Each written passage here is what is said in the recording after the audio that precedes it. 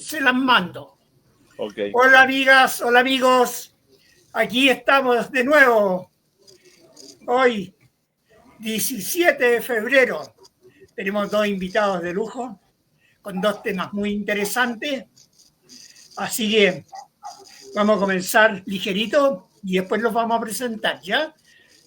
Voy a presentarles una canción dedicada a los jóvenes, fundamentalmente. Es un rap que le encanta a los jóvenes, a los niños, para que nos enseñe sobre la problemática del pueblo mapuche y en la desaparición forzada de Julia Chuñil. Miren cómo lo hicieron ellos.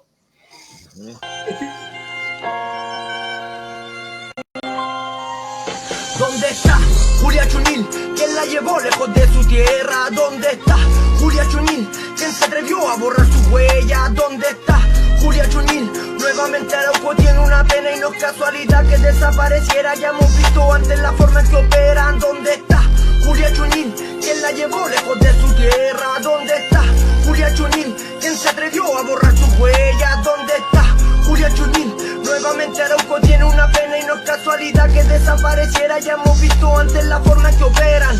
8 de noviembre de 2024, región de Los Ríos, sector de Huichaco.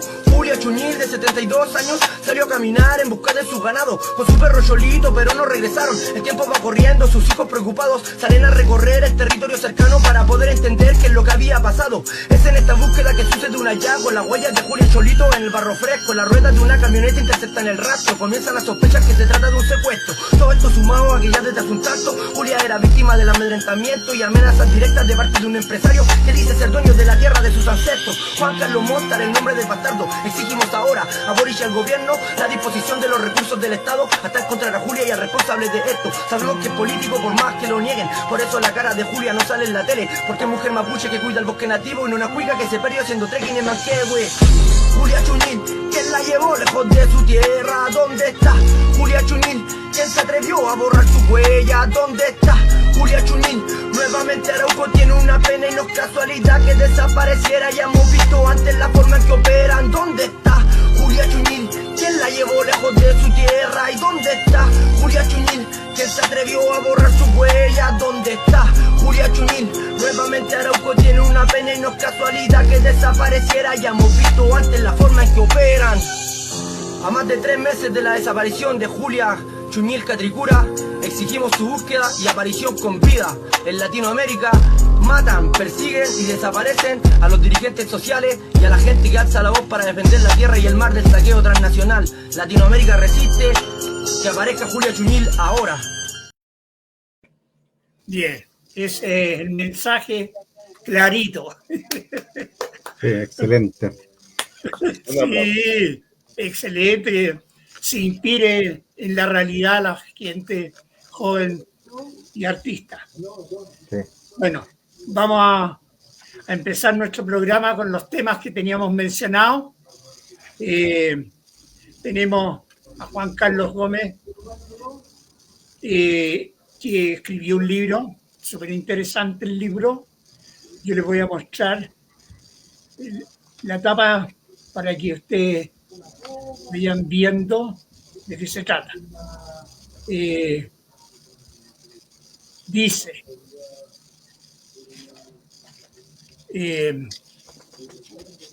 ahí viene, ahí está. Mostrar. Bueno, este es el libro que pasó con la revuelta popular de octubre 2019.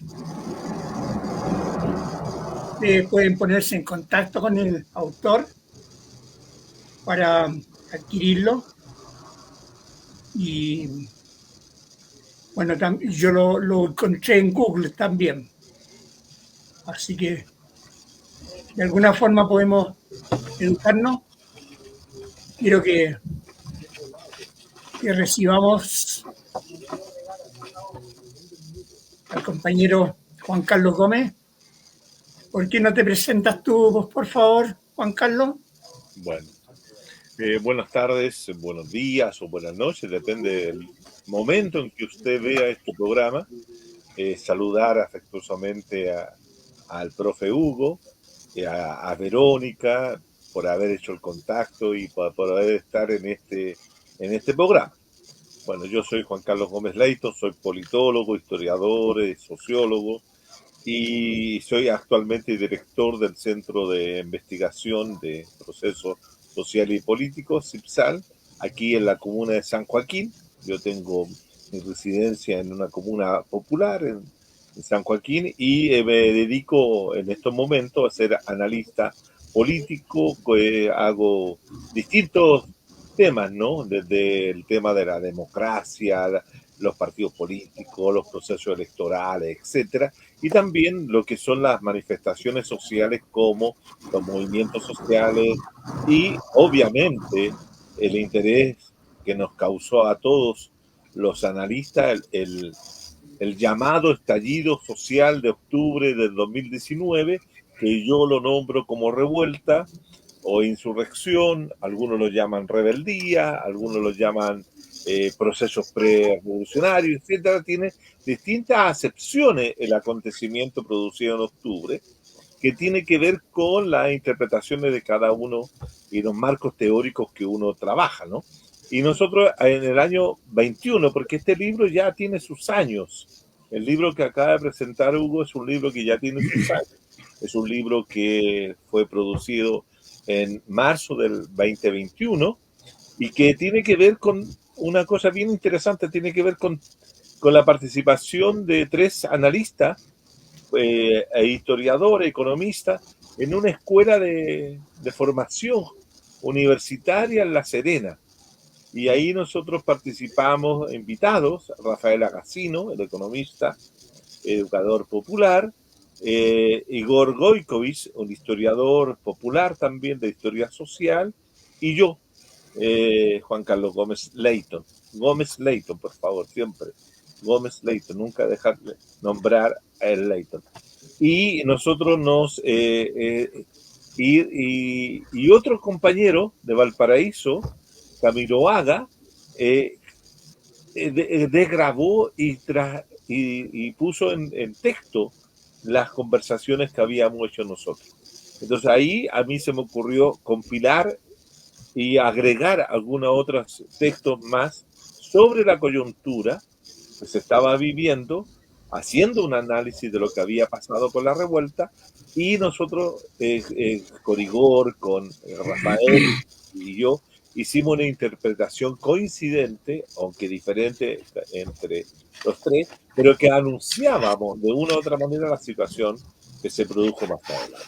Bueno, eso lo podremos conversar ya en términos de lo que es la revuelta como acontecimiento histórico. Yo acabo de hacer una reseña de lo que es el libro, ¿no? Propiamente una interpretación de lo que significa la revuelta y qué ha pasado con la revuelta después de 5 años, porque ya han pasado ese periodo de tiempo, y que es la pregunta: ¿qué nos dejó la revuelta? ¿Ah? ¿Qué nos dejó la revuelta en este momento? Y eso lo voy a abordar en otro momento. ¿Te parece? Excelente, excelente.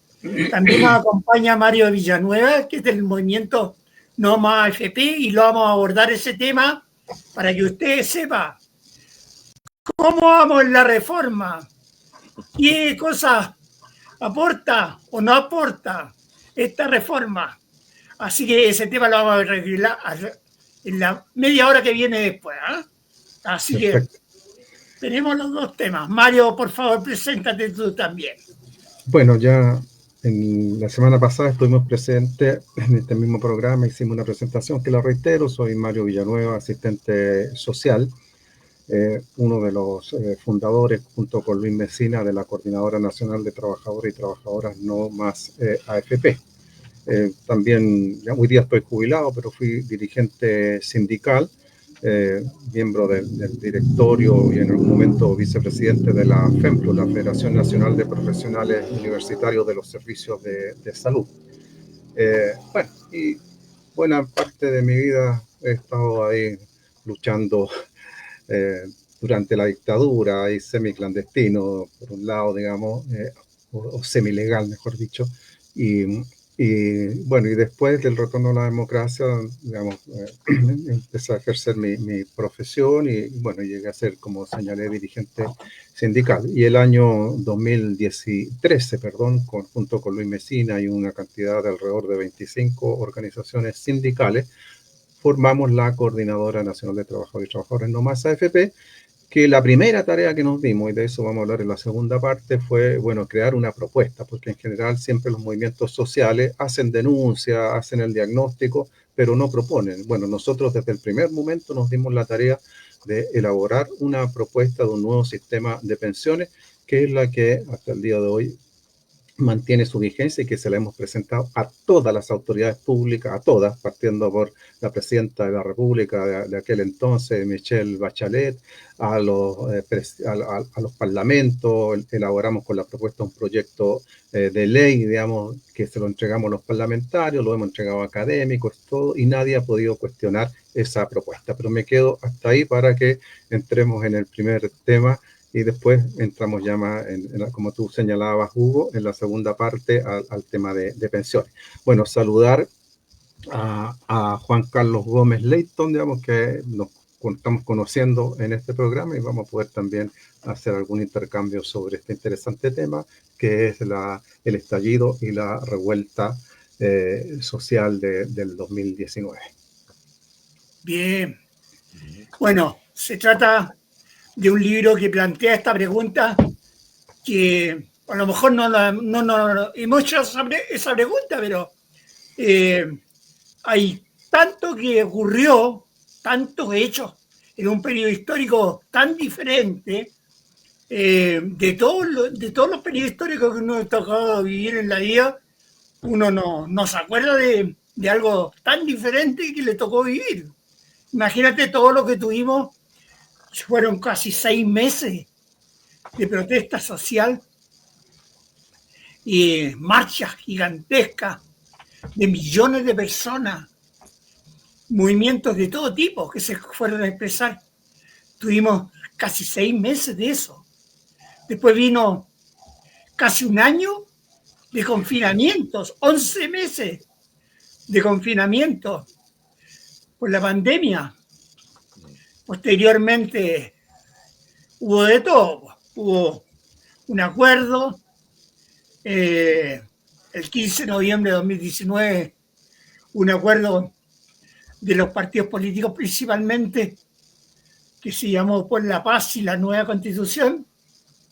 Hubo un plebiscito de entrada que se llamó, que aprobó la idea de la nueva Constitución, y una convención constituyente que dio origen a todo un proceso que duró un año. Y posteriormente, después de pasar por todas las de Quico y Caco, después de un año se hizo un plebiscito el 4 de septiembre del 2022, por las cuales se rechazó el proyecto presentado por un terrible 62% de rechazo. Bueno, pasó de todo, ¿ah? Pasó de todo en ese periodo. Bueno, ¿qué crees tú, Juan Carlos, de por qué se rechazó se llegó a ese terrible final, digamos, de todo lo que se había propuesto en ese periodo rico de recoger las aspiraciones? ¿Por qué se llegó a ese terrible final? ¿Qué crees tú? Bueno, en primer lugar, saludar a Mario, que también la primera vez que participo con él en una actividad de esta naturaleza, pero tengo conocimiento de su labor ahí en el movimiento No Más AFP. Y también, como digo, volver a reiterar los saludos al profe Hugo, que no lo conocía realmente. Y creo que es importante este tipo de programas, este tipo de difusión, este tipo de cuestiones que deben ser conocidas por la gran población y esperemos que llegue a mucha gente. Ahora la pregunta que tú haces, Hugo, con respecto a cómo explicar ese 62% de rechazo al proceso constitucional, hay varias posibilidades de entrada para hacerlo, ¿no? Porque una cosa es la revuelta propiamente tal, es decir, el levantamiento popular social que se acontece a partir de octubre del 19 y todo su proceso que se desarrolla hasta marzo del 20, cuando se produce, ¿cierto?, el ingreso de toda la población y toda la sociedad chilena al proceso de cuarentena y que nos tiene como decías tú, confinado durante 11 meses, pero dentro de esos 11 meses también se dan una serie de situaciones que son como las energías y potencialidades que se desarrollaron durante la revuelta, pero que después comienza a disminuir y se inicia en este otro proceso, que es un proceso de institucionalización del conflicto político, en la cual, ¿cierto?, es el Estado, es el sistema político, son los partidos del orden, etcétera, los que van a tomar la conducción de ese proceso y lo van a llevar por lo que es la línea institucional, que mucha gente creía que a través de el proceso constitucional, esta convención constitucional podía dar lugar a un cambio político, porque ese era el objetivo. Ahora, lo que tenemos que tener presente, desde mi punto de vista, es que la revuelta, el acontecimiento máximo de octubre, entre octubre 18 de octubre y el 15 de noviembre es una cosa. Y después del 15 de noviembre, que es el hito de donde se firma el acuerdo por la paz y la nueva constitución, y se inicia otro proceso que tiene otros vaivenes. Y por lo tanto, cuando uno se interroga, y nosotros nos interrogamos, ¿qué significa el 15 de noviembre en la cronología del proceso? Nosotros ahí, en el libro que tú hacías mención, señalábamos que se había producido la derrota de la revuelta, del estallido, de la insurrección, del momento pre-revolucionario, llámalo como tú quieras, pero el tema puntual es que el 15 de noviembre se derrotó a la revuelta, al levantamiento social, a la postura de los sectores populares que buscaban algo que muy pocas veces se dice, que en la primera parte de la revuelta, en la primera fase, la revuelta siempre se planteó la superación del neoliberalismo. Es decir, terminar con el neoliberalismo en Chile. Había un eslogan que era muy claro, decía, el neoliberalismo nació en Chile, muere en Chile. Y por lo tanto tenía una postura profundamente anticapitalista y anti-gobierno de Piñera. Se buscaba en esa primera fase el derrocamiento de Piñera, la salida del gobierno. Por lo tanto, posteriormente, con los grados de violencia, con los grados de lucha social que implicaba, ahora la lucha social siempre implica violencia, así que yo no me extraño que todo ese periodo fuera tremendamente violento de distintas maneras, ¿no? Porque es una lucha social abierta que está en su mayor fuerza, ¿no? Con la mayor integración de gente a la lucha social directa. Entonces, en ese sentido, cuando se genera esa situación de violencia que pone en riesgo el orden social y político construido por la burguesía, ¿cierto? Se busca controlarlo y se busca evitarlo, contenerlo. Y eso es lo que se genera el 15 de noviembre. El 15 de noviembre, una coalición, ¿cierto?, de actores se ponen de acuerdo con algunos que no estuvieron presentes, pero se ponen de acuerdo y dicen, esta es la solución. Los que quieran estar aquí van a estar y los que no, los vamos a combatir de otra manera. Y eso hace que se institucionalice el conflicto. En Chile no es la primera vez que a partir de una revuelta social, de un estallido social, de una situación de la naturaleza vivida, ¿cierto?, se termine institucionalizando y se termine ordenando en el sistema político la solución. Y la solución que se buscó fue hacer una nueva constitución política. O sea, se sale de la calle y se lleva el proceso, por decirlo así, al interior de los espacios electorales. Los espacios electorales son espacios cerrados, ordenados, en la cual la gente concurre y vota. Eso es lo que se hace. Entonces se sacó a las grandes masas que estaban en la calle, y las grandes masas también concordaron con esa salida, de irse de la calle al espacio institucional, formal, de votar.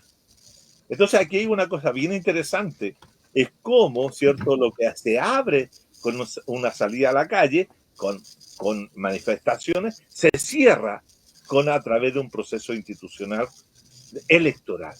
Lo electoral y la acción directa que se contraponen, aunque se buscaba, ¿cierto?, la idea de que eso iba a terminar con la Constitución política de 1980-2005.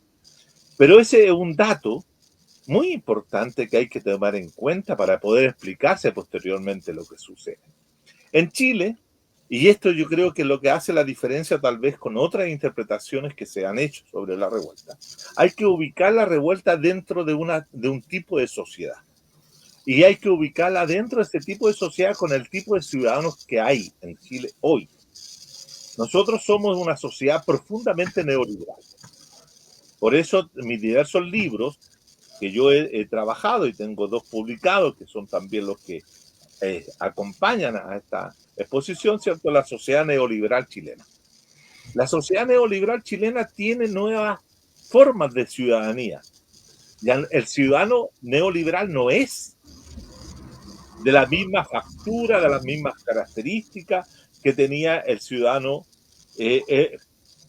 antes del 73 o del 73 para atrás. Ese ciudadano ya feneció, por lo que quedan son muy pocos.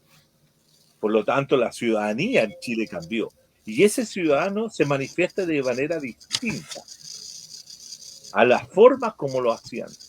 Entonces, en ese sentido, cuando uno observa quiénes son los que participan en la revuelta, quiénes son los protagonistas principales, o si tú quieres, te preguntas quiénes eran los que conformaban la primera línea, yo digo que eran, ¿cierto?, estos ciudadanos nuevos.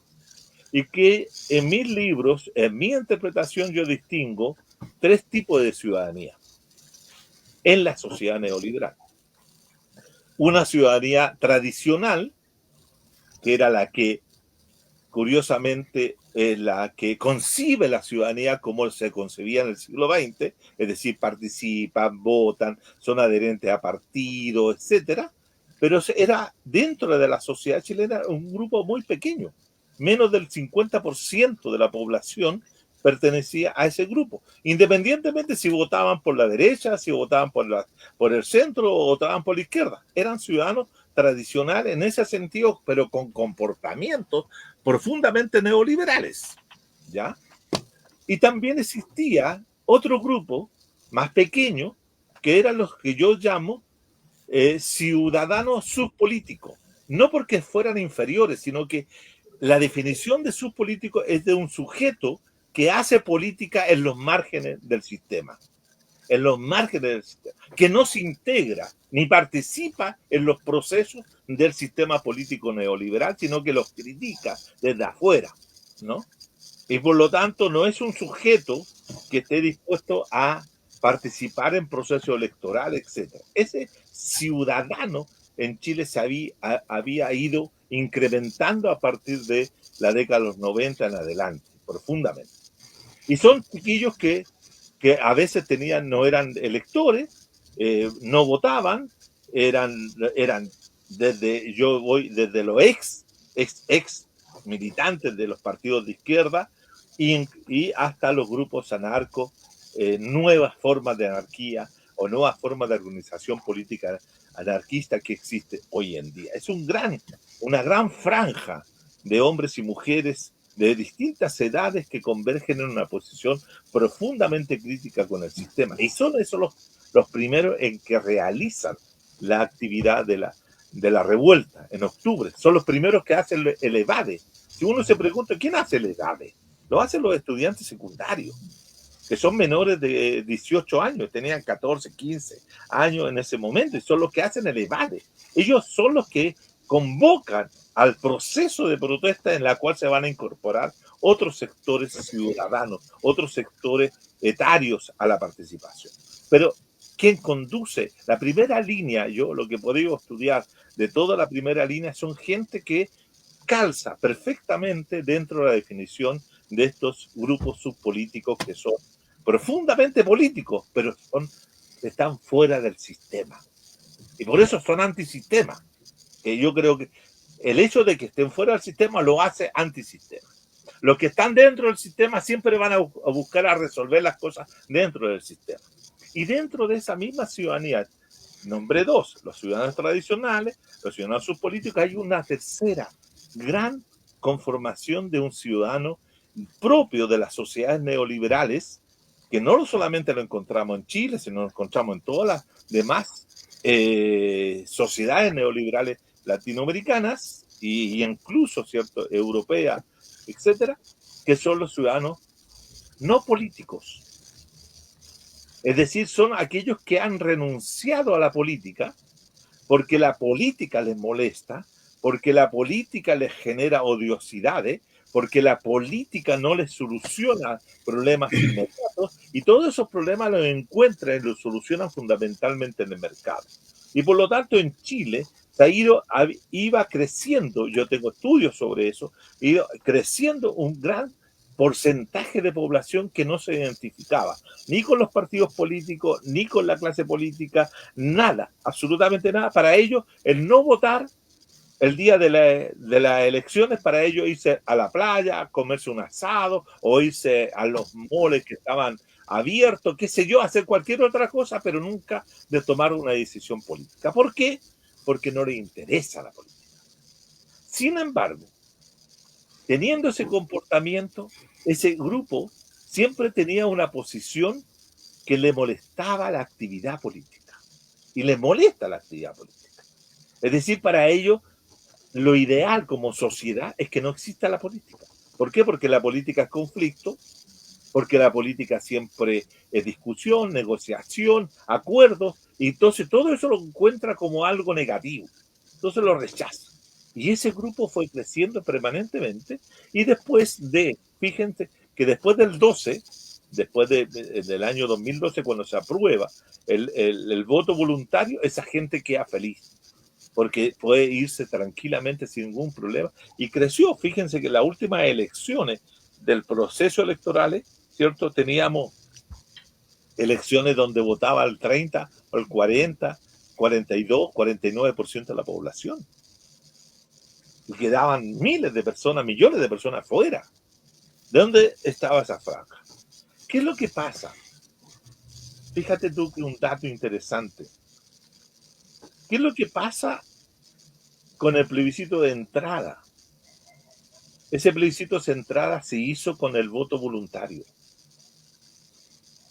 Y en ese plebiscito de entrada, la gente que vota es la gente que había participado anteriormente también en los procesos electorales. Y curiosamente, hay una gran incorporación de 1.400.000 personas aproximadamente que son nuevos votantes. Y cuando uno pregunta quiénes son esos nuevos votantes, son gente que se ubicaba dentro de la franja de los subpolíticos, que vieron en esa oportunidad la posibilidad de golpear a una de las instituciones más permanentes de la dictadura, que era la Constitución de 1980. Por eso se explica el alto nivel de rechazo que es contra la Constitución del 80 y la alta votación a favor del cambio constitucional. Pero cabe señalar que el 49% de la población en ese plebiscito no votó.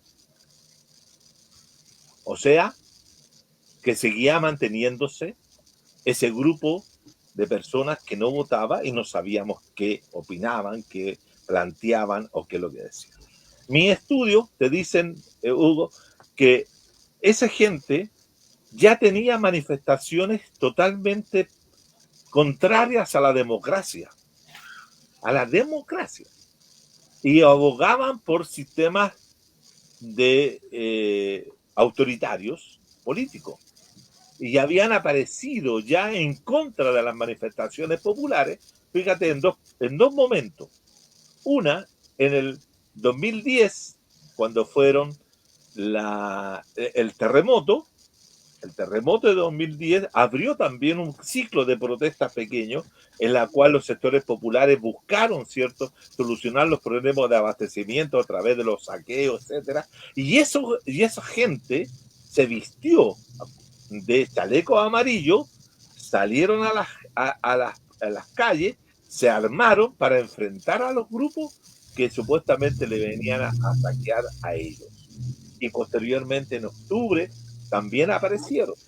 O sea, son grupos que son profundamente autoritarios, profundamente antidemocráticos y son antipopulares por todos lados.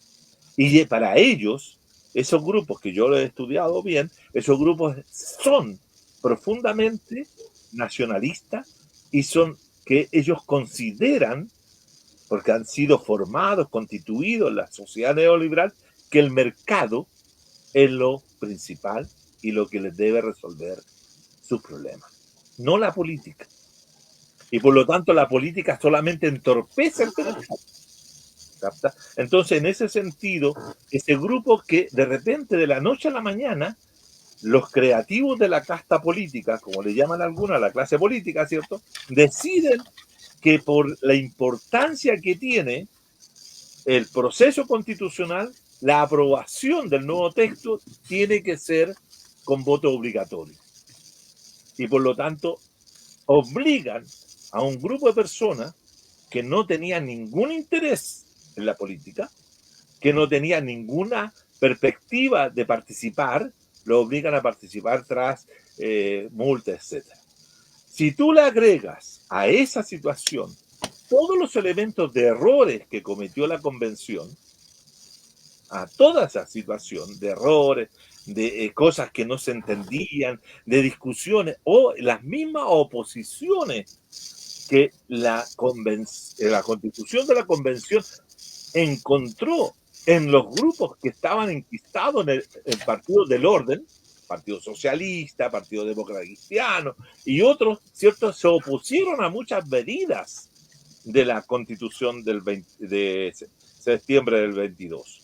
Pero también gente que estaba fuera de la institucionalidad, que habían luchado toda la vida por algo, de repente se pusieron tan exquisitos que se enojaron porque faltó esto y otro, y también llamaron a votar en contra. Es decir, el voto rechazo está conformado, está constituido por mucha gente de la propia ciudadanía política tradicional, como también una mayoría de grupos de la subpolítica que también encontraron que no le pusieron las cosas que querían en la Constitución y se enojaron y por lo tanto votaron en contra. Es decir, todos se fueron en contra de una Constitución que era la primera Constitución política que era elaborada por ciudadanos electos, y la mayoría de la gente le dijo que no.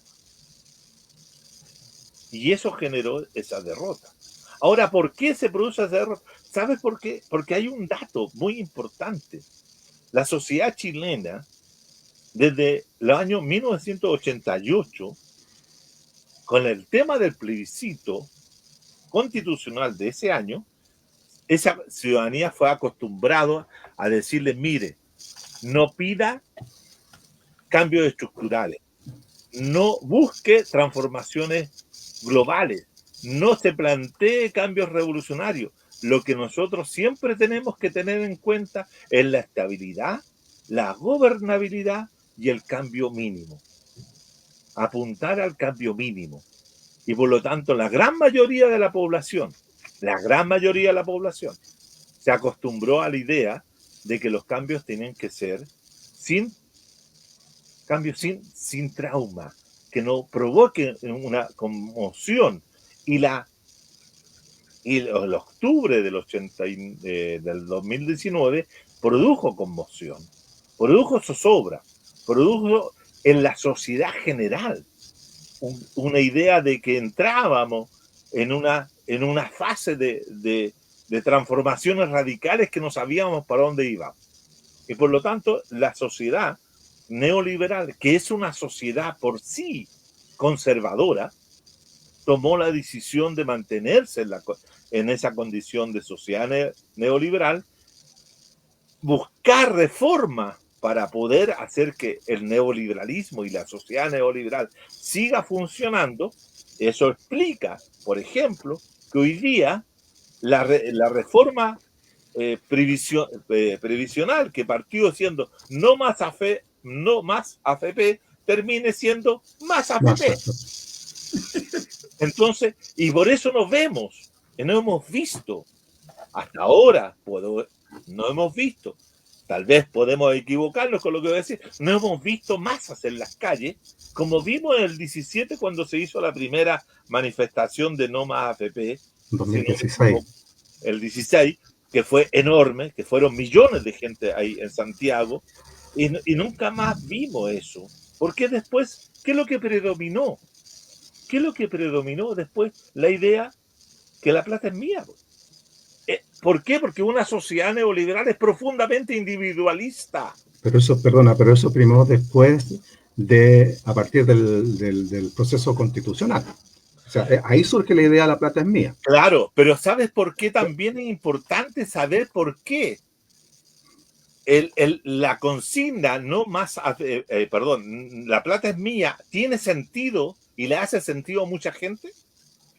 La pregunta está ahí. ¿Por qué le hace sentido a mucha gente? Porque hay un dato que nunca se analiza, porque no se hace tal vez la autocrítica de ese hecho. Porque hay que criticar muchas de las acciones que durante el proceso de cambio o este proceso de torbellino turbulento que se da de octubre hasta diciembre del 23, porque ahí se dan muchas cosas, tiene que ver con un dato que yo creo que es tremendamente significativo dentro de la caracterización de una sociedad neoliberal.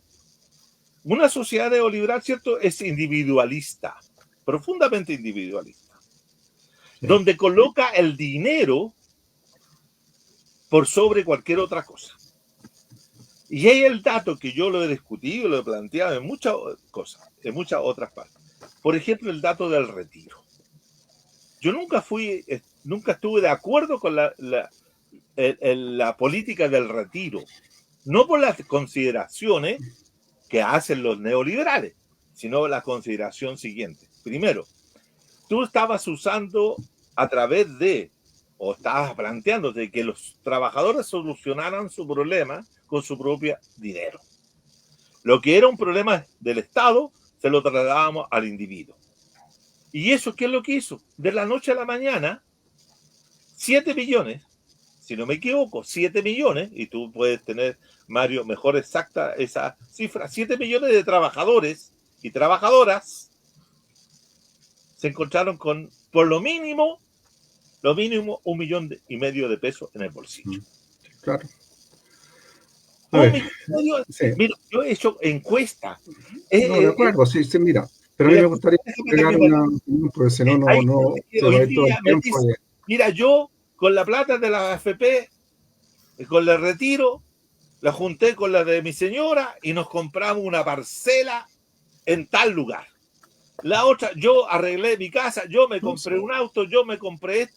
Oiga, de la noche a la mañana los chilenos se dieron cuenta que ellos disponer de esa plata les daba una solución a un montón de cosas. ¿Dentro de qué? Dentro del mercado. Y no tenían que esperar que las políticas sociales bajaran desde el Estado para darle solución a los problemas que tenían, sino que en una sola decisión política, que era yo permito un retiro de tanto, usted puede solucionar.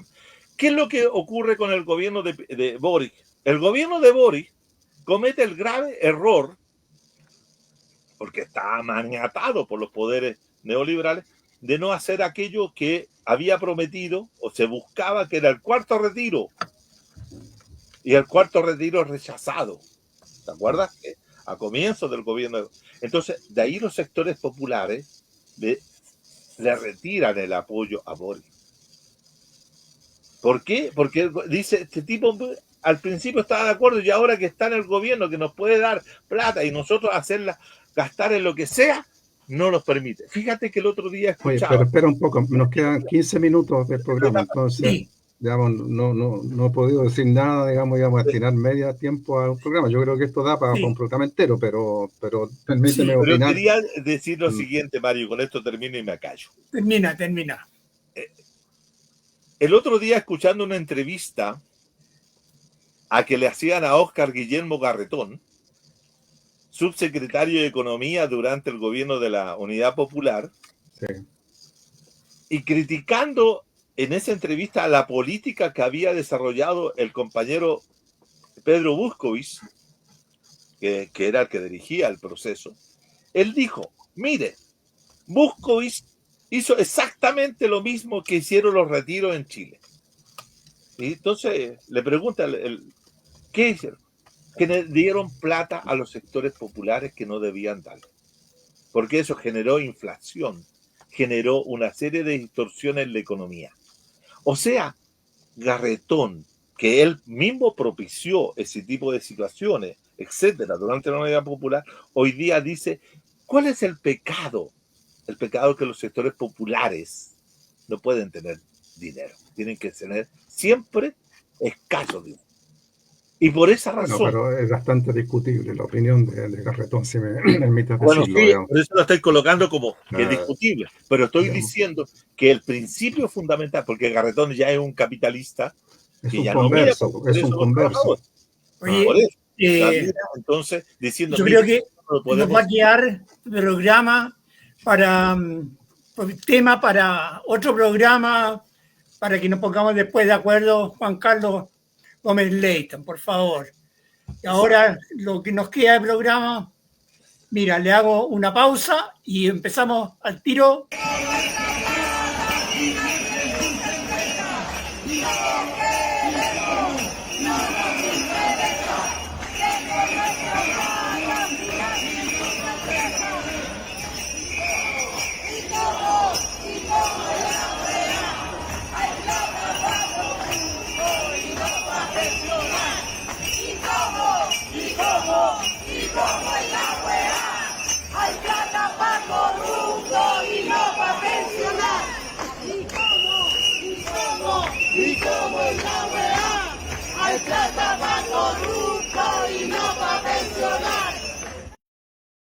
Bueno, es una expresión en la calle, directa. Sí, hace 3 semanas atrás que hicimos esa marcha, días antes que se aprobara la reforma. Pero mira, yo te propongo que abordemos el tema de pensiones en un próximo programa, y porque quiero decir varias cosas respecto a lo que ha señalado Juan Carlos, digamos, porque digamos, me parece que es interesante que hagamos una discusión y un debate sobre este tema, digamos, y que va a dar para mucha discusión más y muchos años, digamos.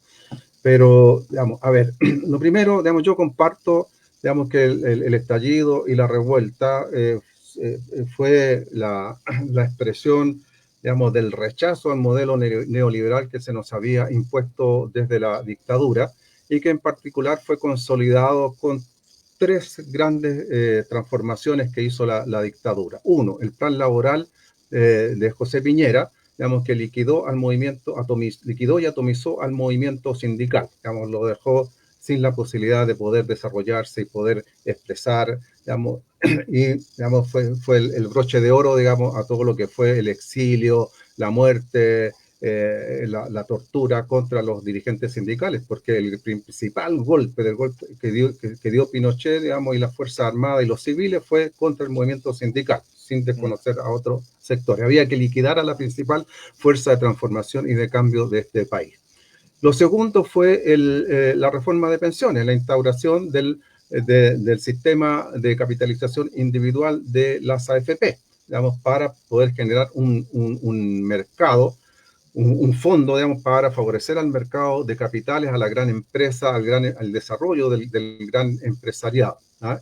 Y bueno, y todo esto se abrochó con la Constitución del 80, con la Constitución de Pinochet. Y se nos impuso entonces un modelo, el modelo neoliberal, digamos, que no es solo un modelo que se instala en lo económico y en lo social, sino que también en lo cultural. Y ellos impusieron un cambio cultural en nuestro país, digamos, en la educación, digamos, ¿por qué la reforma en la educación? ¿Por qué la LOCE? Era cambiar la mentalidad de la gente e imponer este individualismo al que tú haces referencia, digamos, que es lo que, digamos, desarrollaron durante estos 40 años, digamos, imponer el neoliberalismo por sobre la solidaridad, que era lo que existía en el pasado y que se fue fortaleciendo y que duró hasta el gobierno popular. Entonces, digamos, el estallido del 18 de octubre es la expresión multitudinaria de las diversas demandas que se habían ido acumulando en este país de todos los sectores sociales, de todos los movimientos sociales, partiendo por los estudiantes, obviamente, ¿ah? Los pingüinos y después los universitarios, pero no fueron solo los estudiantes, digamos, también las regiones se manifestaban, los ambientalistas se manifestaban, fue surgiendo el movimiento feminista, surgió el movimiento No Más AFP, como tú bien dices, digamos, con la gran marcha del 2016, pero que no solo fue la marcha del 2016, fueron marchas de todos esos años. Fue un plebiscito autoconvocado por el movimiento No Más AFP, donde participó más de 1.090.000 personas, digamos, donde, digamos, lo hicimos con las patas y el buche, digamos, nadie nos puso nada del gobierno, de ningún lado para hacer ese plebiscito, y 1.090.000 personas se manifestaron diciendo en un 96% no más a AFP. Entonces, digamos, el 18 de octubre es eso, es un catalizador de las manifestaciones. Y nosotros, el movimiento No Más AFP, en junio del 2019, convocamos a todas las organizaciones sociales a un gran encuentro, a entendernos, a unirnos. Y lo hicimos en el local de la FECH. Y en ese local de la FECH participó, bueno, la propia FECH, la Universidad Católica, la Federación Estudiantil de la Universidad Católica, de la Universidad de Chile, de la Universidad de Santiago, la CUT, la ANEF, el Colegio de Profesores, la CONES, el 8M, los mapuches, 25 organizaciones, y sacamos un manifiesto donde decíamos, nos cansamos, nos unimos. Y convocamos, me acuerdo, a una gran manifestación el 5 de septiembre, digamos que sin permiso, digamos, y marchamos y estuvo cortada durante 2 horas a la media de ese día. Entonces, el 18 de octubre tiene todos estos antecedentes, no es solo la irrupción de los jóvenes que sí son los que provocan el estallido, digamos, al saltar los torniquetes, pero en todo lo que es el estallido y las manifestaciones posteriores, digamos, hay una parte de la ciudadanía que tú no has mencionado. Hay un ciudadano, digamos, que juega un rol fundamental, que es el movimiento de los trabajadores. ¿Ah?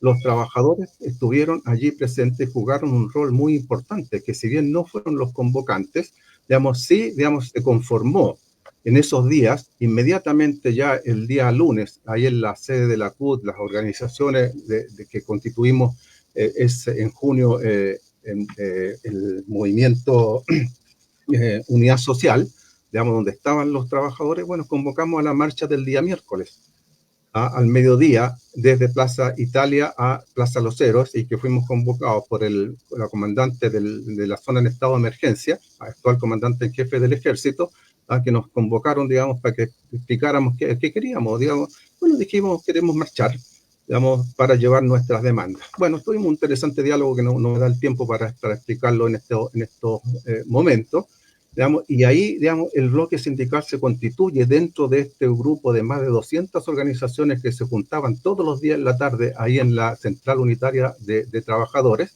y, digamos, quien convoca a los 2 paros que hubieron esos días fueron los trabajadores. Y el paro más importante fue el 12 de noviembre. ¿Ah? Y que, digamos, en todas las análisis que se hacen no se destaca el rol jugado por el movimiento sindical, el bloque sindical. ¿Quién estaba en ese bloque sindical? Estaba la CUT, la ANEF, el Colegio de Profesores, los trabajadores de la construcción que trabajan fundamentalmente en las mineras, los portuarios, ¿ah? Bueno, estaba no más AFP, estábamos con Mesina allí, y el sábado anterior a ese paro del 12 de octubre, nos pusimos de acuerdo en el local de la Federación de la Construcción, digamos, de convocar el paro del 12 de octubre. Y ha sido uno de los paros más grandes que ha habido, yo diría, casi en la historia de este país, ¿no? Pararon los bancarios, el 50% de los bancarios paralizaron, ¿no? Que no habían parado en todos estos años. Paró la construcción, pararon los puertos, paró la salud. Bueno, todo el movimiento sindical logró paralizar y se sumó el resto de la sociedad, obviamente. Y no olvidemos también que en la lucha contra la dictadura, digamos, las grandes protestas y las marchas, ¿quién las convocó? Los trabajadores, ¿no? Entonces hay una fuerza social. El protagonismo de algunas organizaciones y especialmente los trabajadores como grupo. Si el tema central no está ahí, Mario, si el tema central es que esa fuerza social y política que tú estás desarrollando fue derrotada. La pregunta es ¿por qué fue derrotada? No me digas de acuerdo, toda la hagamos esa discusión. ¿Por qué son derrotados? Ya vamos a esa discusión, yo no tengo problema en hacerla. ¿Por qué fuimos derrotados todos? ¿Ah? Porque, digamos, el estallido, lo conversábamos muy brevemente antes de que iniciáramos el programa, porque no se supo dar conducción al estallido, a todo ese tremendo movimiento que se volcó, de millones que se volcaron a las calles, aquellos que habitualmente no participaban de la actividad política, de la movilización. Yo recuerdo, fui a muchos lugares, digamos, que me invitaban, y en Puente Alto, en una cabildo que se realizó, una señora, y me quedó muy grabado, dijo: yo estaba encerrada en mi casa, todos los días al trabajo, una hora en el micro para allá, de ida, otra hora de vuelta, digamos, y cuando se produce esto me doy cuenta que no estaba sola, que éramos miles y miles los que estábamos en la misma situación, y por eso estoy en esta movilización. Entonces, digamos, lo que se requería era una conducción más clara, rol que no jugaron los partidos políticos, ¿eh? Que deberían haber jugado sobre todo los partidos políticos esa conducción. Y de parte del movimiento social, tú algo esbozaste allí, tampoco el movimiento social logró tener una unidad férrea para dar la conducción, para llevar adelante todo el proceso de transformación y de cambio que se podría haber llevado porque tenías a millones en la calle. Y las grandes transformaciones en este país se han hecho con la movilización, con la gente en las calles, pero con objetivos claros, con objetivos precisos, digamos, y eso fue lo que no hubo lamentablemente. Tú dices, el 15 de octubre se produjo la derrota. Yo creo que sí, si uno lo ve desde el punto de vista de la historia, sí, está marcado ese momento, pero también, si bien no se logró el objetivo que se me demandaba de asamblea constituyente y se sacó este proceso constitucional, digamos, si la gente, digamos, si hubiese habido conducción que hubiese llevado a la gente a seguir movilizada en torno a la convención constitucional, digamos, otro habría sido el resultado, ¿verdad? Pero allí había que poner en el centro las demandas principales, digamos, y no toda la cantidad enorme de demandas que todos querían instalarlas. Te pongo un solo ejemplo. Digamos, todos los días en la franja televisiva estaba el tema de las demandas de los indígenas, de los pueblos originarios. Válido, no digo que no, digamos, pero, digamos, una sola vez estuvo, digamos, la demanda que estaba entre las tres primeras preocupaciones de la gente, que era el tema de las pensiones. Una sola vez, digamos, no se supo interpretar a la mayoría de la gente, digamos, con sus principales demandas para haber instalado en la Constitución las principales transformaciones que se requerían. No se podía cambiarlo todo a la vez, digamos, era un paso adelante el que había que dar. Entonces, la derrota está, digamos, a mi juicio, responsabilidad de los partidos políticos en primer lugar. En segundo lugar, también responsabilidad de las organizaciones sociales que por inexperiencia, no por mala voluntad, por la inexperiencia. Pero digamos, Mario, también, ¿qué partidos políticos No los partidos políticos de izquierda fundamentalmente. Exacto. Partido Comunista, Partido Socialista, sin duda, pues. Digamos, si son partidos de izquierda. Porque si no, hacemos que todos los partidos políticos sean responsables. No, absolutamente aquí de hay acuerdo. los partidos de izquierda, tanto de la izquierda institucionalizada como de la izquierda no institucionalizada, son responsables de no haber conducido el proceso. Absolutamente yo lo comparto eso plenamente. Digamos, no solo el proceso, sino que también todo el proceso constitucional que se dio posteriormente. Pero, digamos, yo te insisto, digamos, y vamos a tener que seguir seguramente discutiéndolo con posterioridad, digamos, en esto digamos, porque tú dentro de las ciudadanías que instalas los tipos de ciudadanos, yo creo que sí, los jóvenes, digamos, jugaron un rol muy importante y toda esta despolitización que se ha ido produciendo es precisamente por la instalación del modelo que, digamos, nos tiene dominado a través de los medios de comunicación, de la educación, instaló esta idea del individualismo, del ráscate con tus propias uñas, ¿ah?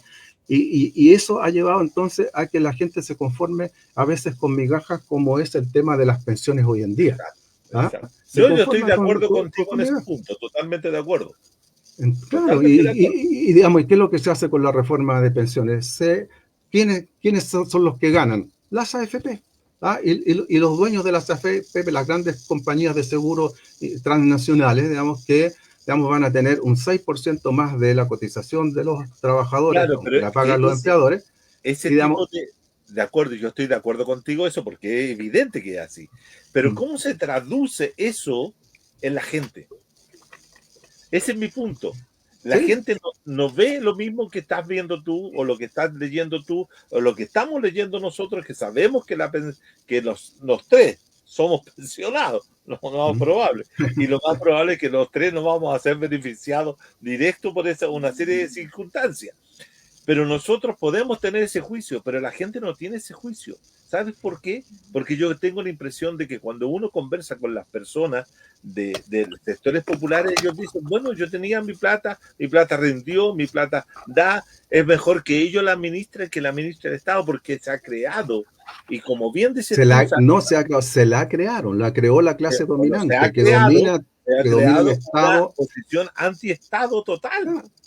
Claro. Pero anti-Estado, pero sí mantener el Estado neoliberal. Marx decía claramente, ¿qué es el Estado? A ese tipo de Estado no me estoy refiriendo. ¿Qué es el Estado? El Estado es la forma neoliberal existe y va a mantener los controles como los mantiene. Y por eso es... Claro, porque el Estado es una forma de dominación de una clase por otra.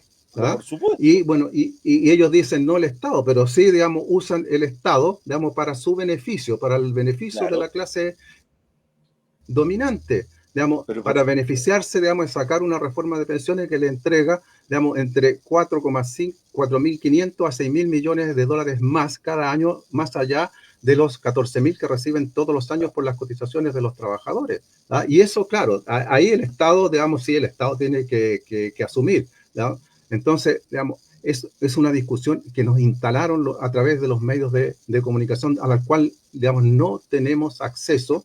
Digamos, los trabajadores, los que no están de acuerdo con el modelo, los que critican el modelo, no tenemos acceso. Te pongo un último ejemplo. Digamos, a nosotros, no más AFP, que en los primeros años no estábamos en la prensa, ¿ah? Nos sacaron de la prensa. Nos sacaron de la prensa, pero fue una decisión de la clase dominante. ¿Ah? Mira, los propios periodistas de los canales de televisión que iban a nuestras conferencias de prensa, cuando citábamos, nos dijeron, no sabemos si va a salir.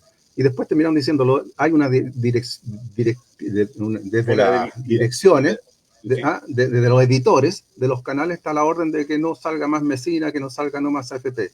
Hace 2 semanas, previo a esta marcha que mostró recién el profe Hugo, digamos, estábamos ahí en el centro haciendo un reportaje junto con Piensa Prensa, y apareció los periodistas del Mega también haciendo un reportaje similar al nuestro, digamos, qué pensaba la gente de la reforma. Me acerco a la periodista y le digo que soy de Noma FP. Ah, qué interesante, me dice, ¿te puedo entrevistar? Ya, de acuerdo. Pero espero que salga algo, le dije, porque yo sé, digamos, que los editores no te van a dejar sacar el programa. Efectivamente, hicieron un programa sobre la reforma, ni una frase, digamos, de lo que pensábamos nosotros de No Más AFP. Y ellos son los que instalaron digamos, esta frase de con mi plata no, digamos, aprovechando muy lo que tú dices, eso es cierto, digamos, con los retiros la gente se vivió con plata en los bolsillos, digamos, y, digamos, lo único que le interesaba era resolver sus problemas del presente. El primer retiro, digamos, incluso se apoyó porque el Estado en ese entonces, el gobierno no entregaba ningún beneficio a la gente que estaba encerrada y muchos muriéndose de hambre.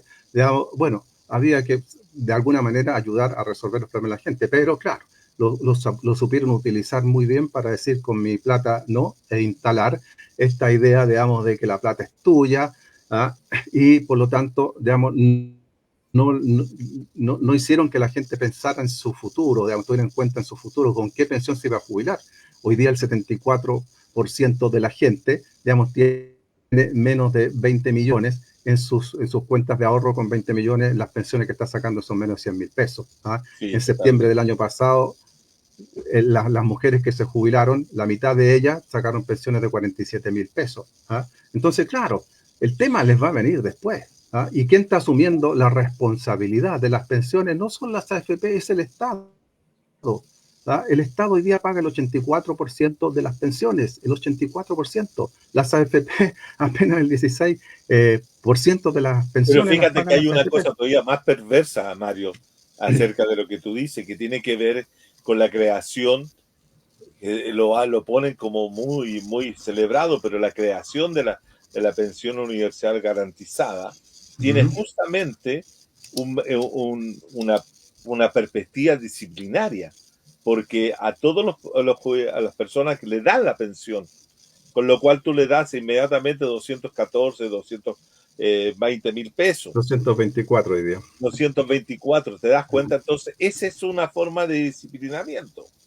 Porque en el fondo, no se genera, se suma a una mala pensión y la persona dice que estaba acostumbrada a tener un ingreso mínimo de 300 o 350 mil pesos. Y dice, bueno, pues estoy igual que antes. Entonces, pero si el pilar solidario y la PGU, digamos, han sido el balón de oxígeno del modelo. Claro. Para sostener el modelo de las AFP, para que el Estado se haga cargo y ellos sigan. No solamente el modelo de la AFP, para sostener la sociedad neoliberal y seguir fomentando y conduciendo la creación de ese sujeto neoliberal que sigue pensando de que todo es producto de su propio esfuerzo. ¿Cachai? Entonces, cuando uno sale acá en la población, yo vivo en la población de San Joaquín, la población Joao Goulart, y yo camino por las calles y veo que en todas las puertas de las casas populares hay un auto o dos autos. ¿Qué te está diciendo eso? Que hay una forma de disciplinamiento a través del consumo, a través del crédito, a través de la forma crediticia. Ahora, es la forma, Mulián ya lo dijo en el año 97, el crédito es una forma de disciplinamiento y que hace que la gente pueda acceder a un conjunto de bienes que antes no podía hacerlo. Claro. Y ahora sí lo tiene. Y eso hace que la sociedad neoliberal sea una sociedad profundamente conservadora, neoconservadora, no en el sentido tradicional del concepto, sino que quiere hoy día tener un capitalismo que le resuelva las cosas de esa manera, y que si alguna reforma les viene bien, celebremos la reforma previsional porque nos va a ayudar en algo. ¿Cachai? Esa es la mentalidad que hoy día tenemos, y esa es la mentalidad que tenemos, sobre la cual tenemos que luchar en contra de eso, y estamos navegando como los salmones cuesta arriba en el río. Así es. Bueno, para ir terminando, porque estamos pasando el programa, digamos, decir que nosotros tenemos convocado, pues Noma FP siempre nos hemos preocupado de la movilización, tenemos convocado una movilización para el 30 de marzo. Digamos, ya hicimos una el año pasado, digamos, a pesar de que tú decías no se ve la gente en la calle, sí, no se ve, pero nosotros tratamos de hacer ese esfuerzo de movilizar y recorremos el país. La próxima semana yo voy al Paraíso. Que hacen, digamos, porque ese es el único camino que nos queda, cuesta arriba, tú dices muy bien, como los salmones, digamos, pero no nos queda otra alternativa que seguir luchando para intentar generar el cambio necesario que este país requiere. Y tenemos que convencer a las clases medias, a los sectores populares, a los trabajadores y trabajadoras de que este es un sistema perverso y que en el presente te ofrece soluciones, pero que en el futuro te ofrece miseria. Pero Sí. esta es una sociedad que yo he dicho, Mario, muchas veces, es una sociedad que vive solo el presente. No le gusta pensar el futuro. ¿Por qué? Porque no quiere hacerse problema. Por eso no piensa el futuro. Hay que hacer un papel educativo. Eso es lo que nosotros intentamos con esta radio, así como ocurrió durante la revuelta, que surgió la radio La Revuelta y en La Serena, y así es una herramienta que tenemos que dárnosla y que se van a producir pequeñas transformaciones, pero todo suma. Así que, bueno, la radio La Revuelta fue la que convocó a ese seminario en la cual nosotros hicimos el libro. Sí. Entre paréntesis, digamos, tú que te dedicas a la investigación, nosotros, o sea, no nosotros, la Comisión Chilena de Derechos Humanos sacó durante la pandemia, digamos, todo lo hicimos a través de online, digamos, este librito que se llama El Estallido ¿Cómo Social, se llama? El Estallido Social y el Derecho a la Libre Determinación, la mirada de los protagonistas. Y allí hay ¿Dónde se puede conseguir ese, Mario? En la Comisión de Derechos Humanos, y ellos les deben quedar ejemplares, y ahí hay un artículo que escribimos con Luis Mesina, digamos, donde hablamos del estallido de octubre y la revuelta contra el modelo, ¿no? Okay. Entonces, para que trates de conseguirlo, pues. Excelente. Bien interesante tener todos los antecedentes. Oye, hemos profundizado harto en un tema muy interesante. Bueno, nos vamos a quedar con la inquietud para seguir tratando temas de tanta importancia como los que se han tratado hoy día. A lo mejor no da para tanto para llegar a conclusiones tan rápido, pero por lo menos crear el bichito. ¿Ah? Así que vamos a despedirnos mostrando precisamente algo sobre lo que ocurrió en ese periodo, que fue lo más diferente. Oye, antes de que...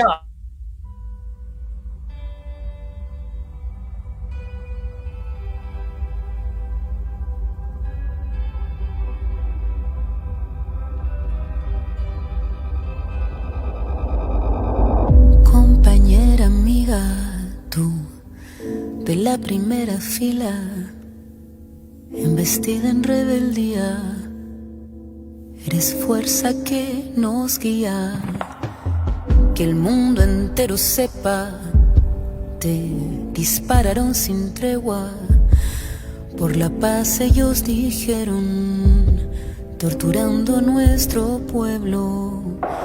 Rebelión de octubre, nuestra América nos une. Rebelión de octubre, dignidad nos constituye. Octubre, rebelión, con honesta convicción. Octubre, rebelión, se lucha desde el corazón.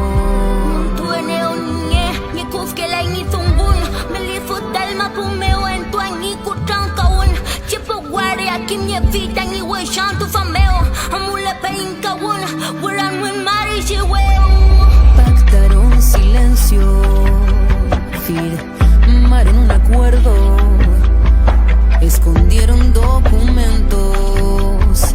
Dime tú quién es violento, mientras nuestros muertos sin justicia ni presos. Vamos a quebrar silencio y la vida alzaremos. Rebelión de octubre, nuestra América nos une. Rebelión de octubre, dignidad nos constituye. Octubre, rebelión, con esta convicción. Octubre, rebelión, se lucha desde el corazón.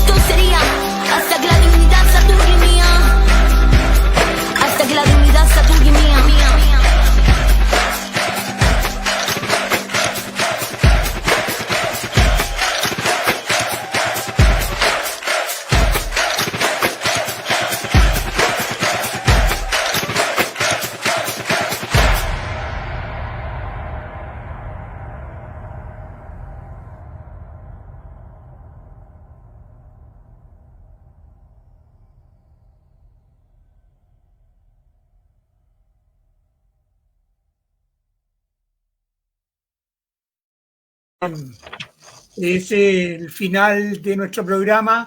Quiero que nos despidamos con una pequeña palabra al cierre para que nos encontremos en otra oportunidad tratando estos tipos de temas tan interesantes que usted ha planteado. Despidámonos entonces con unas breves palabras, por favor. ¿Qué parte? Parte. Bueno, Dale, yo dale. agradecer, Hugo, la invitación y agradecer, como decía al principio, también a Verónica el contacto, la participación de Mario, la discusión. Yo creo que siempre son cosas muy interesantes y también y sobre todo tener claro de que este programa partió con una demanda por el ¿dónde está Julia?, ¿no? Que es la que nos motivó al principio. Y eso es también una práctica de este Estado, que no es la primera que desaparece de la zona. También tenemos el caso del niño Tomás, etcétera, que tienen que ver con responsabilidades supuestas de los actores empresariales de la zona. Así que vaya también con mucha fuerza a todos los que buscamos hoy día que Julia aparezca. Gracias y un saludo. Gracias, muchas gracias. Volver a estar en otra emisión de este programa y seguir discutiendo. Sí, pues, de eso se trata. Aportar. Sí.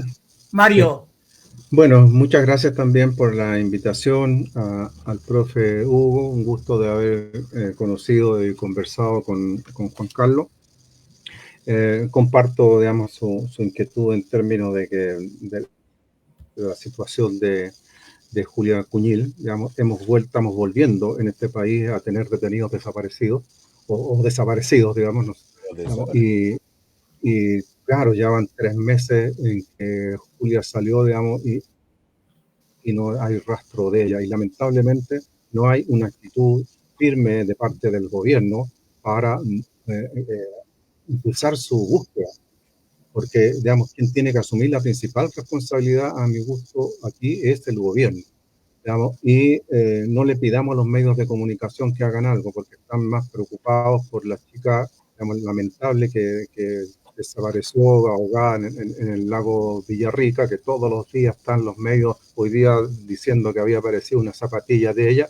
Bien que la busquen, sí, por cierto que hay que buscarla, y a toda persona que desaparezca hay que hacer lo mismo, pero ni una palabra sobre Julia Cuñil, digamos, durante estos 3 meses. Uno no ve en los medios de comunicación de la élite, de la clase dominante, digamos, la preocupación por las personas, digamos, que se preocupan del medio ambiente, que se preocupan de proteger sus territorios, de mantener sus territorios, sus comunidades.